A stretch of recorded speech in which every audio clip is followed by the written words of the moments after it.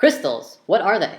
No, seriously, look at all these amazing structures and forms. They're beautiful, they're powerful, and they're life.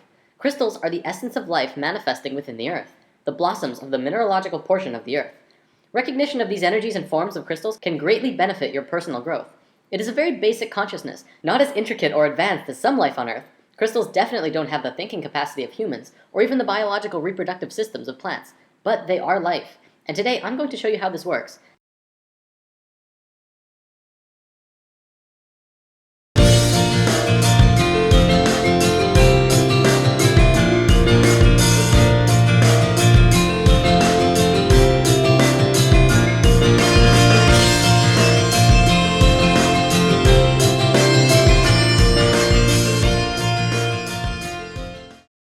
Crystals are defined as being a mineralogical body with a characteristic internal structure and enclosed by a symmetry of plane faces.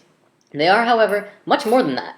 We've discussed before that everything in the universe is a vibration, existing through many different frequencies at once. Our physical bodies are on this physical plane, but the sounds that we hear vibrate to a different frequency, as with smells and even thoughts. Crystals also vibrate to many frequencies at once. Health is the natural state of any form in the universe. Considering the vibrational existence of reality, health comes when the frequencies of anything are in balance and harmony with itself. When patterns of energy are disrupted, we experience a state which we know as disease, which is a body that's not at ease. The resistant, discordant energy patterning is responsible for every negative symptom we experience, everything from headache to cancer. Crystals and gemstones have a vibration that is free of resistant patterns. They are among some of the structures in the physical dimension which have the most balanced, cohesive, strong, and intentional frequencies. Their unchanging physical structure is a reflection of their innate energetic pattern of balance and strength, which are incorruptible. In the physical world, you pick up a crystal and feel it as something separate from you that you're just holding. But on higher frequencies, you're actually interacting with that stone energetically. This interaction then causes changes to your structure and psychology through your own energetic systems. It begins a process of rebalancing the energetic structure of your body, and in a sense, can help you heal. Now, consciousness is of course the determining factor of if you are going to be accepting of these new frequencies coming into your being through crystals. I'm not going to say crystals will heal you, because if you fight them and are non-receptive to these frequencies, you will continue to create the disharmony within yourself. Ultimately though, crystals can be used to retune your whole being back to a state of harmony and flow. Crystals have been used and revered since the dawning of civilization. In fact, the Christian Bible refers to crystals over 200 times. Precious stones were used in the foundation of New Jerusalem. They were also used in the breastplates of Aaron, the Hebrew high priest. Crystals have been discovered in the ruins of Babylonia and in ancient tombs of Egyptian and Chinese rulers. This wouldn't be spirit science without some sacred geometry though. Remember the 5 platonic solids? Science understands that all atomic patterns and molecular structures were based on these 5 forms. They create the forms that the universe manifests through. Well, here's the atomic structure of a beryl crystal. It's the flower of life, the creation pattern flowing through the structure of this crystal. Now, not all crystals are like that molecularly, but they are very geometric. There are 6 categories of crystals. Of course, there are lots and lots and lots of kinds of crystals, but no matter how many there are, they will always be in one of these categories: isometric, tetragonal, hexagonal, orthorhombic, monoclinic, and triclinic. For the most part, all of these systems are derived from the hexahedron, also known as the cube. One of the biggest things about crystals is that they can transmit frequencies. From a metaphysical perspective, we can transmit thoughts and emotions through crystals, but scientifically, does that make sense? Would you believe it if I said that pretty much all of modern computing technology was based on the living element of crystals? Consider the radio. The first radio was a crystal set. They would cut a piece of quartz crystal and touch a wire to it. The frequencies transmitted through the crystal. The quartz! That's right. The molecular arrangement, of course, is very stable and has a measurable frequency, and because of this, it can be used in basic technology. Nobel Prize winner Marcel Vogel discovered that crystals can be reprogrammed as silicon chips in a computer, and can also be programmed with the energy of consciousness. He discovered that when a person uses a computer, thoughts are transmitted into the computer by pressing on a keyboard. That information is stored in silicon chips via the medium of electricity. Thought is a form of energy which can be given direction through what we call intention. He concluded, due to this discovery, that crystals could also be programmed without the need for electricity, by using just thoughts as the informational energy.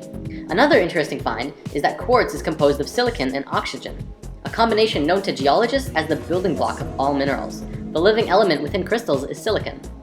Science found in the 50s that silicon shows the same principles of life as carbon. Exactly 1 octave down on the periodic table from carbon is silicon. Sponges deep in the ocean made from 100% silicon were also discovered, which shows that silicon life doesn't just work in theory, but they actually exist right here on this planet. But get this, the Earth's crust itself is made out of silicon. It's 25% silicon, but silicon bonds with just about everything. So the Earth's crust is actually roughly 80% silicon compound. We're literally floating out in the middle of space on a giant crystal ball. The term Mother Earth never had so much meaning as now, as we learn that the entire planet itself is a conscious, living being. She's aware of you and everything going on her body. The energies within crystals are universal. Therefore, when you connect with a mineral and are open to receiving what it has to offer, and begin to play creatively through your higher self, you can contact and synthesize the energies from which the entire universe is comprised. This is why crystals are so powerful, and why they must only be used through the highest consciousness of the individual. Right intention during the use of crystals further serves to connect your personal energy with that of the crystal kingdom, helping you get to a place of love, of light, and the good of all. Although each and every one of us has an infinite power of the universe within the self, we as humans always like having that support from something external from us. Every crystal form has its own individual energy and its own personality. Each can be used in unique ways to assist one in understanding the nature of existence, or moving forward on our own life path destiny as we're consciously experiencing it. I feel that right now, as people are waking up, we're becoming more and more aware of our ancient knowledge and wisdom. Part of that information that is returning to us is the nature of crystals. I see crystals as being very monumental in the evolution of humankind. They could provide a lot of love, light, and insight for many who are struggling with their own inner demons in this coming time.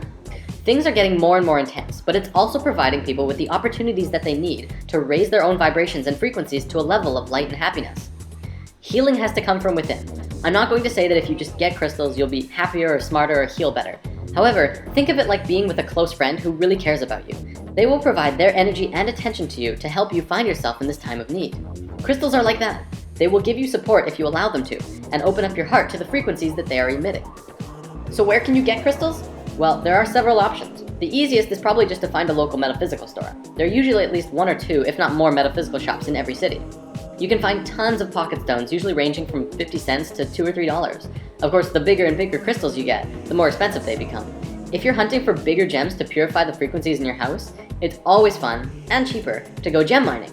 Some gem mines actually allow you to go in with a pickaxe and mine your own crystals, and others have sand and water mining as well. This is a really fun experience, and I highly recommend it for anyone who's exploring crystals. Also, I feel it's important to note that if you have crystals and you want to learn what they are, simply do a Google search for crystal properties. There are tons of sites on the web which provide information on the particular frequencies or personalities of crystals. Crystals and gemstones are one of the most powerful tools available for us in the physical dimension right now. And like all tools, the key to maximum utilization is to learn how to consciously implement the tool. If we consciously recognize that our own electromagnetic fields are impacted by the energetic quality of each crystal and gemstone, we would see that they create an alchemical response within our own bodies and psychology, which would allow us to use them as the powerful tools that they are. We could use them on a daily basis to promote health, awareness, growth, and evolution within ourselves and the multidimensional lives we lead. So how does one use crystals? Well, we're going to go into that next week. To wrap this video up, let's conclude with something really awesome. The 13 Mayan crystal skulls. What are they? What were they? What do they do?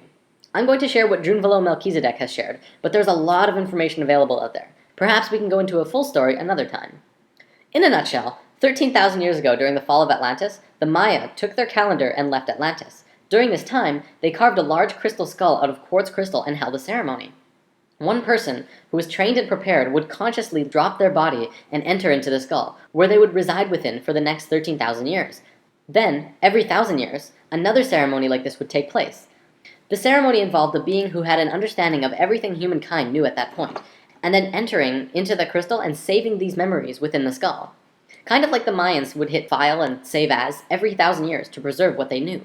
Supposedly this year in 2012, they will hold a final ceremony with all of the crystal skulls coming together to reveal all of this ancient knowledge to the world and allowing it to enter our consciousness once more.